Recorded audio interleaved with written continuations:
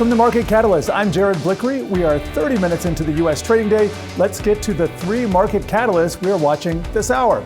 First up, we're going to hone in on the division within the Federal Reserve and what it means for the path forward on rates. Plus, we break down the impact of artificial intelligence on the economy and the cities best poised to support the industry. And for today's investor playbook, we're going to hone in on the gaming sector and which stocks are poised to outperform in 2026. So let's take a look at the major indices. And I'm going to tell you, there's not a lot happening at the index level today. A few in the red, a few in the green. Here's the Dow underwater by about 28 points, but it just barely climbed into the green. Almost hard to see there, but in the red for most of the day. But these are very small moves that we're talking about. Nasdaq happens to be green, a little red, a little green right now. Not much to speak of. And then the S&P 500 also just kind of meandering around. And this is what we expect this time of year, so not a big deal. Russell 2000, by the way, we do like to get a check of the small caps. That is at the lows of the day, down about 0.2%. But I want to point out what's happening with the VIX. This is a volatility index. It is down to 14. It's up a little bit overnight, but 14 is a pretty low number. I'm just going to show you the year to date. You can see, we are right by the lows of the year. There's that big spike around Liberation Day. So not a lot to be concerned about in terms of what some call the fear gauge of the market. 10-year T-note yield. Let's dial this down to an intraday, and we can see that is up about 2 basis points, 4.14%. 30-year also up a little bit to 4.82%. No big moves there. And I also like to check the dollar. That is just trading a little bit to the upside overnight.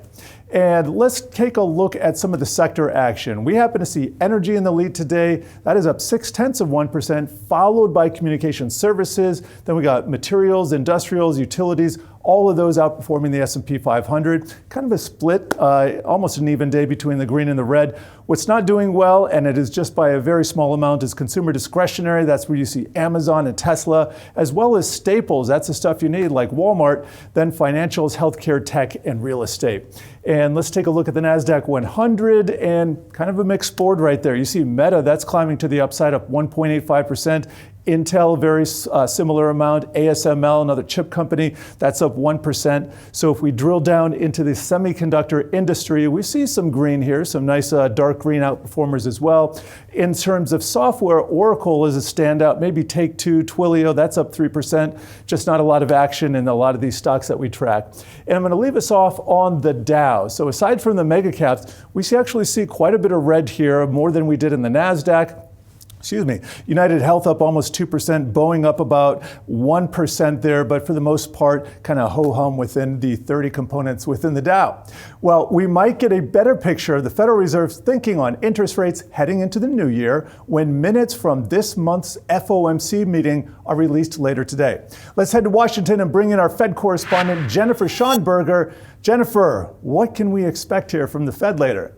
Good morning, Jared. Yep, we're going to have those minutes from the Fed's December meeting. They are, of course, released with a 3-week lag, always making them a bit stale. And today's will continue with that stale tradition, if you will, because it was actually the week after the Fed's interest rate meeting that we received critical new data on the job market and inflation for the month of November, those first prints post-government shutdown, though they were a bit muddy, and Fed Chair Jay Powell did caution that the Fed would take a skeptical eye to that.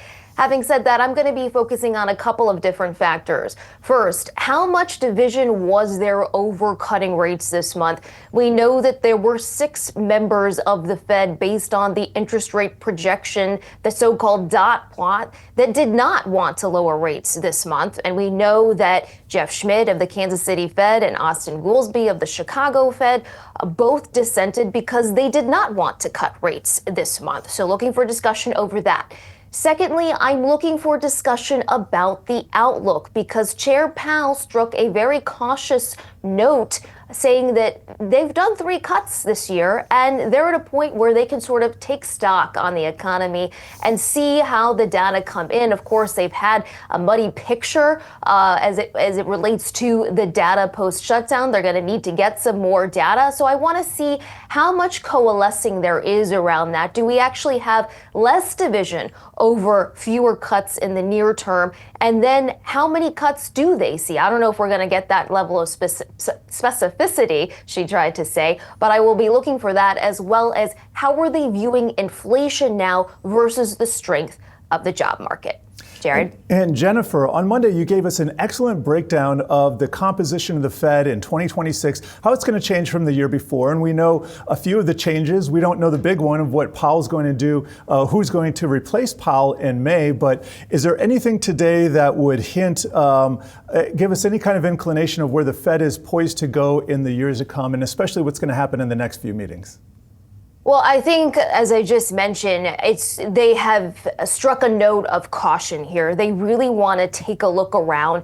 They've done the 3 rate cuts this year, and that has given them enough insurance. Unless we see massive deterioration in the job market, I do not see them cutting rates in January, maybe not even in March. Of course, we'll see how the data plays out, and I don't think we're going to get a clear picture of where this economy stands in terms of the job market and inflation, because collection has been skewed so much from the government shutdown until we get to perhaps the end of January into February. So that in and of itself is going to be a roadblock, and that is going to create a lot of friction between the central bank and President Trump, who yesterday again seemed very frustrated with Fed Chair Jay Powell, threatening to perhaps sue Powell over neglect of duty, as again sort of calling into the renovations here in Washington, and whether the Fed chair has handled that with using the president's word, quote unquote, incompetence. So that is something to watch as well. That's another layer there. And the president did reiterate that he expects to announce his pick for the next Fed chair sometime in January. All right. So bottom line, more drama, it seems, but the Fed does seem to be on hold, on pause, at least for the near term. Thank you for that, Jennifer. Who knew it would be such a dramatic beat, Jared? The Federal Reserve. Yes. Well, you're in a position, the prime position to know there. So congratulations. Thank you. 2025 was a banner year for bank stocks and the big banks in particular. And looking ahead to 2026, investors are wondering what factors are at play, as well as the likelihood that regional banks get in on the action. So joining me now is Christopher McGratty, head of U.S. Bank Research at KBW, a Stifel company. Thank you for joining us here today. I just want to lead off. Let's show the Wi-Fi interactive for the viewers at home. This is our big banks heat map, and this is year-to-date performance. A lot of dark green there. JP Morgan in the top left up 35%, Wells Fargo right there, Goldman Sachs up 55%. So what can we expect next year? Is it going to be just the big banks? Are the regionals going to join in to have some of the fun here? Yeah, well, Happy New Year. Happy New Year. For the banks, there's been a clear, as you point out, a clear bifurcation in performance. So broadly, the banks have done very well this year. They've done really well on the capital markets reopening, and that's benefited the largest banks. But the number one question that we are discussing with investors is, will this performance broaden to the regionals and the smaller banks? We think it has the potential to. Our preference is still at KBW to be owning the largest banks on the narrative of capital markets, capital return. But if we do see the yield curve continue to steepen, there is a broadening exercise that can happen with the traditional banks. And I know you're looking at 3 factors specifically. Just kind of lay them out for us and help investors understand what they should be paying attention to in the new year with respect to these banks. Sure. The 3 themes that we've been really talking a lot with investors is, number one, we want to own banks that are geared to the capital markets, right? You've seen a lot of capital markets activity this year. You see broad M&A volumes up 40%. Trading volumes have been excellent. In that case, the universal banks, the banks that you led with, JP Morgan, Citi, Morgan Stanley, Goldman, they will continue to do very well. That's theme 1. Theme 2 is we want to own banks that are returning capital to shareholders. So that can come in the form of dividends, and it can also come in the form of share repurchases. And so as the deregulatory narrative has unfolded this year, more of the larger banks have been able to return a greater proportion of earnings to shareholders. And so that's a key theme that we think will continue and broaden in 2026.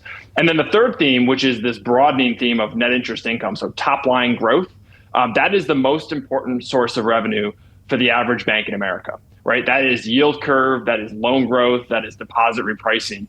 And so we think regardless of the Fed, if the Fed moves 0, 1, or 2 times, there's still a pretty good revenue outlook for the traditional banks. You get the back book of the loan book repricing, you get deposit costs moving down, and you start to see growth resume. That'll broaden out the rally. I got a question for you on long-term rates. So you were just talking about the Fed, and the Fed controls the short end of the market, but they don't really act directly on the long end of the market. And we saw this, not this year, but last year in September when the Fed first started cutting rates, we saw the long end kind of explode to the upside. That was concurrent with President Trump getting elected in November. Are there any concerns that if the long end were to become unhinged again, the 30-year goes above 5%, something along those lines, even though the yield curve might be expanding, is that a problem? Is that kind of a signal that there might be something stressed in the market? Sure, you have to look at the long end. And so if you look back, when you study the yield curve and long-term rates, really it's about growth expectations and inflation expectations. So when President Trump was reelected, I think there were animal spirits about growth. I think there were also renewed concerns about inflation. So if the Fed is cutting rates and stimulating the economy, that could spike the long end of the curve. And so the question is, are rates going up for the right or the wrong reason? One issue that you really want to keep an eye on is credit spreads and volatility. So if credit spreads widen and if people become concerned about the long end getting out of control, that's when you can start thinking more about credit quality, which to date has been excellent for the banks. Yeah, and let's just drill into that a little bit. I still keep hearing references to some of the high-profile scares in the credit market that we had a couple months ago, some high-profile bankruptcies. Just thinking about the structure of the U.S. economy right now, what are the tripwires that maybe investors should be on alert for in 2026? So I would say broadly, asset quality remains very strong, right? We're keeping a close eye on the consumer. We're keeping a close eye on unemployment. But if you think back over the past several years, the concern has been commercial real estate, the long end moving up, the Fed moving rates 500 basis points. That created this reset shock that hit the economy. I would say by and large, the banks dealt with this and the economy dealt with this very well. We have seen episodes of credit, right? We saw 3 prominent bankruptcies in October, and it really shattered temporarily. It really shook investor confidence. But as you step back and reflect on that, we're not talking about credit as much as we were 3 months ago. So I think the industry as a whole has faced the test and they've passed. And I think about the broader changes to regulation that have occurred over the past 20 years since the financial crisis. A lot of regulation has been punitive on the banks, but there's been an element of very good regulation, and the banks are not doing the risky lending to the same degree that they were before, and that's why you see the credit numbers be so strong. Well, I'm glad that you mentioned regulation, because that leads into my final question here. There were a lot of expectations with Trump coming into office earlier in 2025 that the regulatory landscape would be very favorable for banks. How have things changed? How have they evolved? And what can we expect in 2026 there? We've seen a lot. Right? We've seen a lot of really good momentum go forward over the past 12 months. Number one, we're seeing a real simplification of the regulatory environment. So stress testing, which is important, but it's been very opaque over the past 15, 20 years. There's reform with stress testing and CCAR process. We've seen SLR reform, which is benefiting the largest banks. We're seeing M&A, right? M&A is a really key component to the banking sector.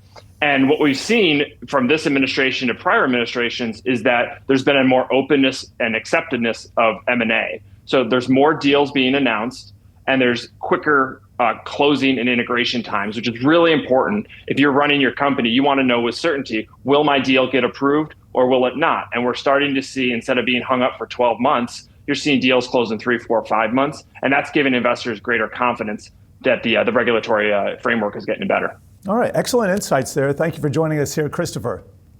Thank you. And coming up, we're going to break down the big tech giants still inking billion-dollar deals into year-end. Do not go anywhere.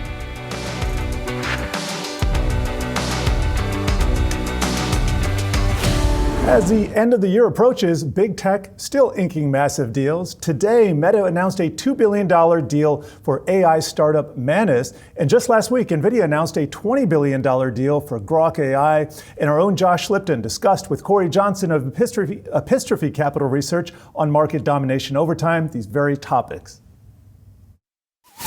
What do you think investors are looking for? Is it monetization, Corey, or are investors looking for, okay, who controls the whole stack? Explain it for us. What do you think's going on?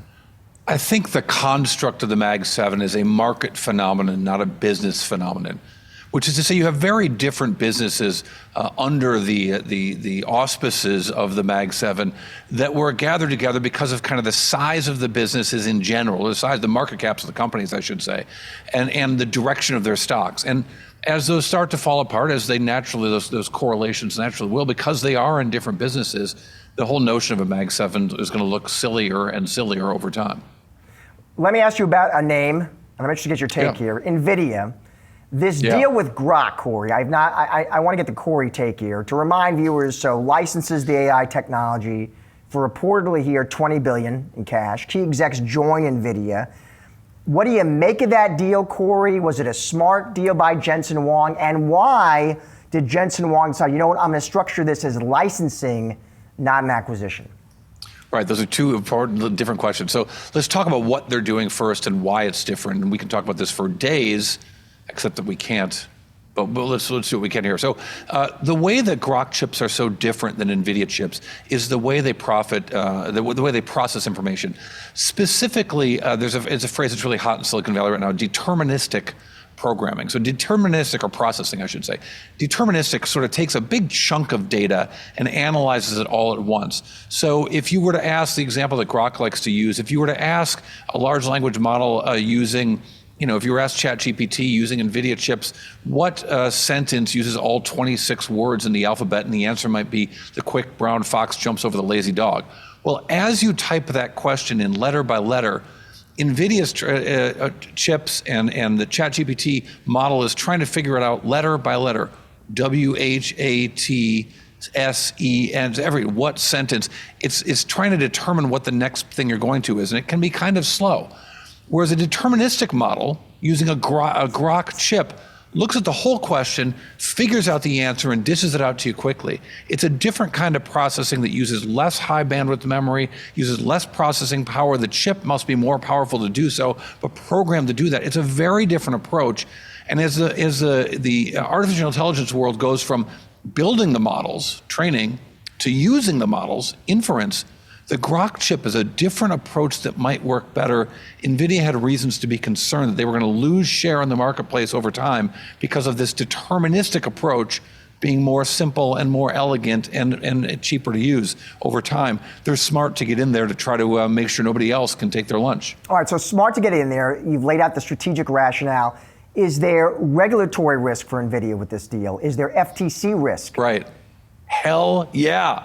This is a huge risk. It's why they structured the deal this way, one would think, because the biggest company in the world with 95% market share in the GPU market, going out and buying maybe their biggest competitor in the future, not AMD, not Intel, not Huawei, right? But this Grok company has a very different approach to doing this. And to be sure, I've invested in a company called Positron AI that is in some ways a competitor to Grok and has some former Grok employees. So I've got some conflict here. I want to make sure all the viewers know what I'm talking about, why I'm hedging my bets here. But I think that what's interesting here is that if this were a clear acquisition, it would be a clear problem with the FTC. This is a less clear problem, except that the FTC has already gone out there and done some investigations of similar kinds of deals at Google and Microsoft and others as it relates to AI and chips. So the FTC is going to take notice of this and notice of the nimble yoga that Jensen Huang is doing in putting this deal together in a way that might avoid a Hart-Scott-Rodino review, but might not after all. Now, with a Trump FTC, and with President Trump's reported friendship with Jensen Huang, who knows if that matters as much. But clearly this is NVIDIA trying to take a competitor off the boards. Well, let me ask you, I am curious, the potential consequences of this deal, Corey, what would be, in your opinion, some of the ripple effects investors would need to look out for in terms of that just broader competitive landscape? Look, it's really exciting for the investors in this deal. I've talked to a number of them over the course of this holiday weekend because my friends have nothing else to do but text me with their celebratory moments before Christmas. But if this deal goes through, it'll be a huge gain for a lot of the investors in this company. But it also will show how NVIDIA's really got a lock on things going forward as they both own the GPU market, expand into the world of networking as they build out more and more of the systems, not just the chips and even the networking that happens within those systems and connecting those systems. But now the notion that they can just go out and use the power that they have achieved with the success of their GPUs to acquire their future competitors, it's a sign of the times that they might be stifling competition down the road. That was Corey Johnson of Epistrophe Capital. Coming up on Market Catalyst, we're going to do a deep dive into artificial intelligence and look at the state of fundraising for startups.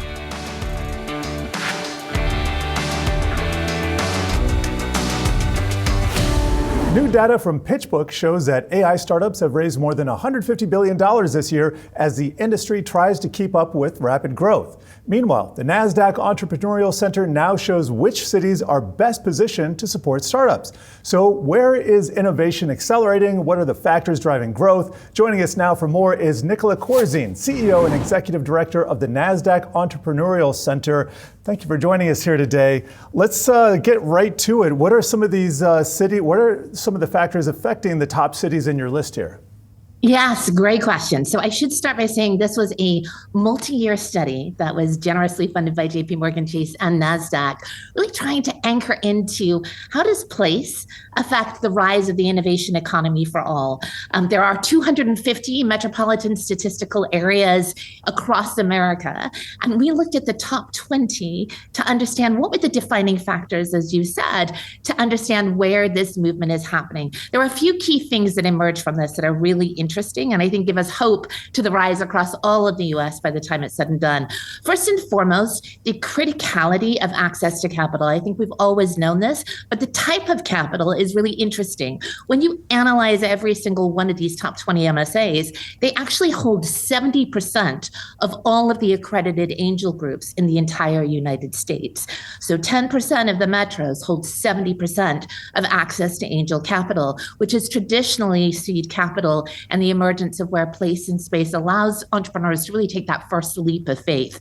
Now, on the other side of the barbell, interestingly enough, is access to 504A loans. Now, 504s are traditionally known for capital expansion. So this is where the rise of headquarters, the rise of opportunity for deepening capital expansion is really key. And so to see these places having access to both one type of high-risk capital alongside this expansion capital is really interesting. Academia is another place where we saw a lot of hope and opportunity coming from. All of these top 20 MSAs have really strong R1 research institutions, as well as very strong community colleges, which are rising entrepreneurial exposure.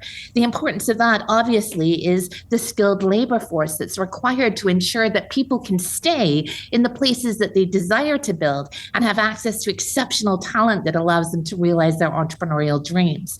And certainly, last but not least, in the commonalities across all top 20 MSAs is politics. Not to go politics, but we will for just a second. And I think what's fascinating here is the sentiment, the understanding across all sides of parties on the importance of entrepreneurship. So there's a sort of sentiment analysis that goes into state politics. And in all 20 of these MSAs, every single bill is being considered 3 out of 5 times through the lens of entrepreneurship. What is this effect going to have on small businesses?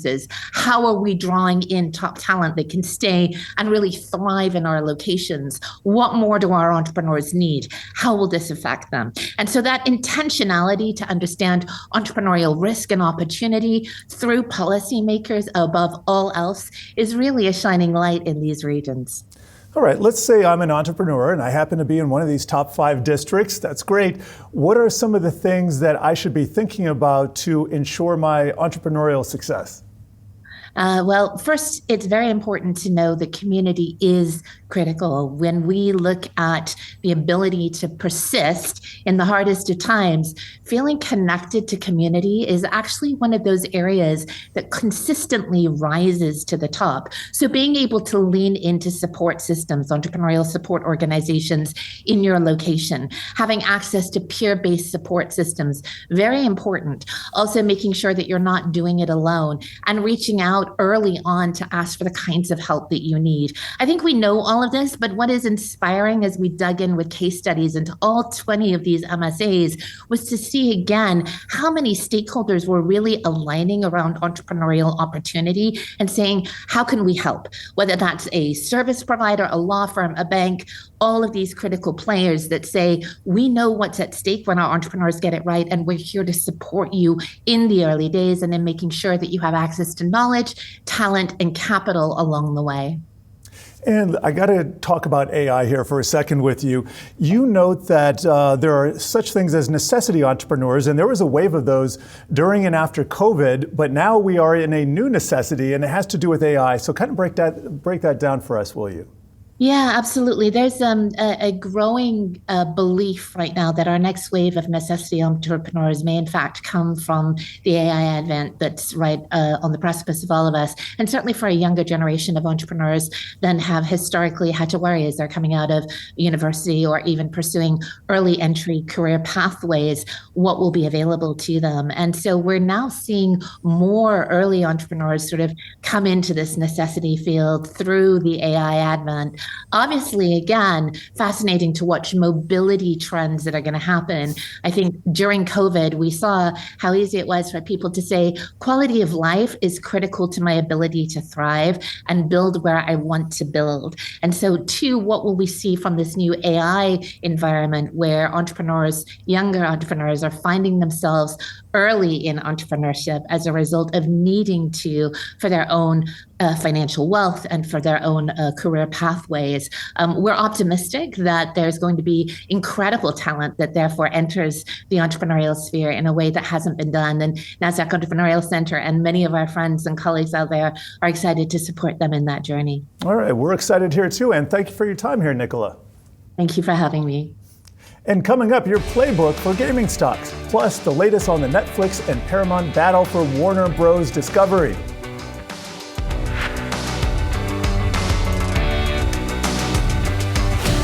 November had the lowest video game console sales since 1995, and that's according to data from Circana. Gamers bought just 1.6 million hardware units in the month. However, hotly anticipated game Grand Theft Auto 6, made by Take-Two Interactive, is set to release next year. And here with some thoughts on what investors should keep in mind in the gaming space is Michael Pachter, Wedbush Securities Managing Director. Michael, great to speak with you here. Let's start out with the big picture and these console sales, which seem to have flagged. What should we expect for the new year in gaming writ large? It's pretty unreliable data that comes out of Circana, and by that I mean they get accurate data, but they get physical only.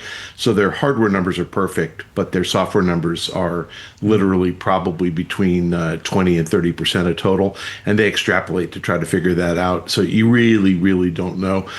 What's going on in the overall environment is that Microsoft's made a big push for Game Pass, which is their subscription. So they bought Activision and they started giving away Call of Duty for free to all those subscribers. So obviously, year over year, you're going to see Call of Duty sales drop every year as Game Pass gets bigger. We had everybody in the gaming space avoid Grand Theft Auto, which was supposed to come out in fall of 2025. So people planning a year ago decided to push their titles out, and they actually pushed them out to spring of 26. So we're going to have a big spring of 26, April, May, really big. And then, of course, GTA got delayed. It's coming out in the fall of 26. So you're going to see probably a record year for the last 10 in 2026, not higher than the peak year 2011, but much bigger than 2016 through 25. So good year for software. Again, subscription becomes a big deal. Netflix is making a big push to be the connected TV provider of games, and that is actually going to happen. I don't know that they're going to win, but they're positioned to win. They have a smart guy running games. They have a lot of money, and when they lose the bid for Warner Brothers, they'll have a lot of money left over to focus on building their games business. Well, Ian, let's talk about Warner Brothers and Netflix and Paramount right now. From your vantage point, what's the most realistic end game here, and where do you see the biggest investor confusion arising? Well, the Warner Brothers board sued into oblivion is the most likely outcome. I have no idea how a board with a straight face can tell shareholders to take an $83 billion offer instead of a $108 billion offer. I didn't major in business in school. I do have an MBA, but last I checked, 108 is a bigger number than 83. So I don't understand this at all. Their idea that, oh my goodness, Paramount doesn't have the financing lined up. What the hell is wrong with them? Larry Ellison guarantees $40 billion. He'll get the other, whatever it is, $60 billion. It's really silly, and I have to believe there's something going on with Warner Brothers board and Netflix. And I don't think Netflix would ever do anything wrong, but I think the Warner Brothers board has already demonstrated they'll do something wrong. So the outcome of this is Paramount wins. I don't even get why we're talking about the drama, and we're going to see the Warner Brothers board apparently reject the Paramount bid today, and then they're going to get sued into oblivion. Even if they accept the Netflix bid, I think that the government blocks the deal, and not because Trump is friends with the Ellisons, but because Netflix is trying to define the market as how we consume all filmed entertainment. So they're including YouTube in there, not YouTube TV, but regular old YouTube and TikTok. They're nuts. The market is streaming, and the streaming market is number 1 and number 4 are Netflix and HBO, number 1 and 2 by profit, and the two of them combined are bigger than the rest of the industry combined. So taking over 50% share of streaming gives them tremendous leverage over content and tremendous leverage over subscription pricing. So the government's going to block it because it's the right thing to do. And hey, mark that in the column of, not on your bingo card. The government's going to actually do the right thing and block this merger because it doesn't make sense for consumers or content providers. Yeah, I appreciate your candor there. Let's shift gears, talk Sony. You've been critical of their leadership recently, and I'm just wondering, what if you had to name one strategic fix for them in the new year, what would that be? Sony? Yeah. Well, I mean, on PlayStation or on film and rest of business. I'm sorry, I don't. Oh, let's tackle both if we got time. Yes. They lost their way on movies a long time ago. Their television unit's actually quite good. The gaming unit has gone all in on selling more consoles, and Microsoft, by kind of pulling away from the console business, gave Sony an opening to not cut price. So, here we are, 5 full years into the launch of the PlayStation 5, and prices are higher than the launch price. Now, obviously, some of that is due to Trump, but, tariffs. But this is just unprecedented that we haven't seen console prices decline. So Sony's selling a kind of a weak number of consoles, but they think they're winning because Microsoft's selling virtually none. I think the console business is going away. It'll be a niche business like 3D televisions. There'll still be people who buy them, like turntables for listening to music. There are people who will buy them. But ultimately, we're going to get everything, on connected TV, and Sony is just not part of that. Their acquisition strategy has been downright stupid. They bought Bungie for $3.6 billion. And just to compare and contrast, EA bought Vince Zampella, the late Vince Zampella's Titanfall maker Respawn for $450 million. So Sony is just ridiculously overpaying for things. Bungie's produced nothing that has worked. The console business is dying, and they don't have a backup plan. All right, we're going to leave it there. Michael, thank you so much for joining us, and Happy New Jared. Year to you. Back at you. And coming up, what an OpenAI investor is watching going into the new year.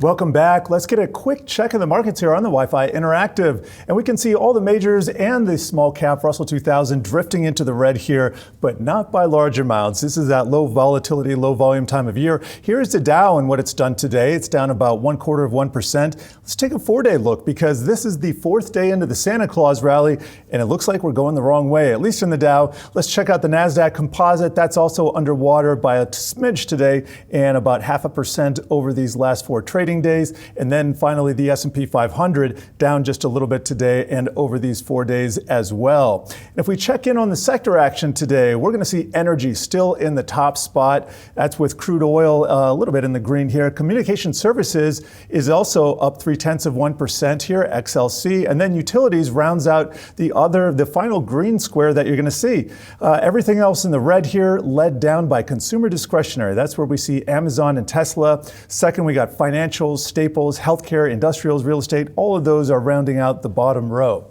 And if we take a look at the Nasdaq 100, there we go. We got Meta up about 1%, Intel up over 2%, and some of the chip stocks outperforming today. For the most part, not a lot of leaders to the upside or the downside. And then just checking in again on the Dow, we do have a couple of bright spots. United Health up more than 1%, so is Boeing. Both of those up about 1.3%. For the most part, you're going to see more red than we do green there. And let's also check on some of the leaders. Bitcoin, GBTC, that's my Bitcoin proxy, that's up 2%. And it looks like biotech is in the rear today. That's down about 1%. And Yahoo Finance Company of the Year, OpenAI, may still be private, but there are some ways investors can get exposure to the ChatGPT maker's $500 billion valuation. Suro Capital made a $17.5 million investment in OpenAI in 2024. It's also an investor in CoreWeave, which made its debut in the capital markets earlier this year. Some of Suro's previous successful exits include Palantir, Lyft, and Spotify. Evan Schlossman, Suro Capital Principal, joins me now. Evan, great to have you here. So some of our viewers might not be familiar with how they can buy a public company that provides exposure to OpenAI. Just walk us through that to begin with. Absolutely, and pleasure to be here. It's a really interesting story, and I will say Suro is a unique name, especially with regard to that. And so what Suro is, and it actually started for that exact reason, right, is realized that there was a whole host of very interesting, very innovative, and a lot of value being created sort of in the private markets and demand from retail investors to these vehicles. Unfortunately, though, venture was and still relatively is a pretty gated, closed-off ecosystem. You have, a relative illiquidity, high check size minimums, and so what Suro is operates functionally as a BDC. But basically, it's a everyday stock. You can go on your Robinhood, Fidelity, whatever app you want, type in the ticker 4S's, buy it 1 minute, sell it 10 seconds later, and buy it again. And we hold in our portfolio, venture-like names. So as you mentioned, OpenAI, CoreWeave, Plaid, Canva, Whoop, a whole host of others. Traditionally, more mid to late stage market leaders in technology sectors and consumer as well. Well, what's your outlook for 2026 when it comes to OpenAI? I've been watching some of the competition that has sprung up in the last few months from Gemini, and it looks to me that OpenAI doesn't have a huge moat. Microsoft is entertaining other competitors now. What makes OpenAI thrive in 2026? So it's really interesting. As you mentioned, right, when we invested, back when we did a $17.5 million check, which is relatively large for our fund, it was I believe the second largest at cost.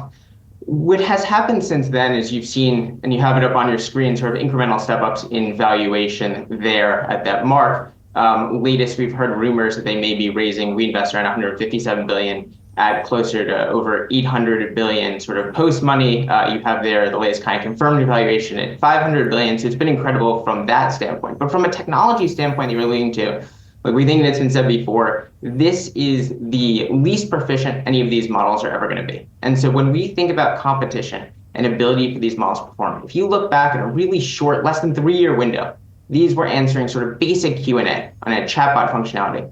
And now you have extremely robust functionality, both enterprise and consumer, in a platform that really has transformed the technology landscape. And so if we think about that from a standpoint, all the signals we're seeing from a demand side are leading to accelerating demand, more and more use cases. As these models are getting better, companies are better able to achieve ROI from them. Consumers want to use them more. You now have a model that can not only answer basic questions, but can function as a PhD level tutor in physics. It's really incredible. And so as we look ahead, we see continued extremely robust accelerating demand as these models continue to improve. And I would say we think we're still in the early innings here. We're very excited about the year to come. Oh, it's amazing. The AI task capability is 3xing every year. I want to get you out on this. 2026, what are you excited about? So I think we're excited. I would say twofold. One is that, as I just mentioned, I think we're going to see continued acceleration in the technology. As you look at the competition, you look at what's happened even in the last 6 months, we see the rate of change accelerating even faster. And I don't see any reason that'll sort of shift in 2026. And so from a demand and infrastructure standpoint, from an OpenAI standpoint, from a CoreWeave, we expect to see continued demand for these products, and therefore continued demand, in excess of the supply for the infrastructure that runs it. What we're also seeing, though, is that the companies that are leveraging AI, so in our portfolio, we look to Whoop, we look to Canva, because these models are getting better and better, and they're able to implement them into their products, not only are they getting cost savings on the operational side, but their products to the end customer are better than they ever were before because of the abilities that AI is giving them. And so as we look at these two companies, we see Whoop performing extremely well, especially the holiday season. Everyone has kind of their fitness goals at the end of the year. But the ability to leverage AI, real products, real people is incredible. Yeah, I appreciate you stopping by here, Evan, and good luck in the new year to you. Absolutely. Thank you so much for having me.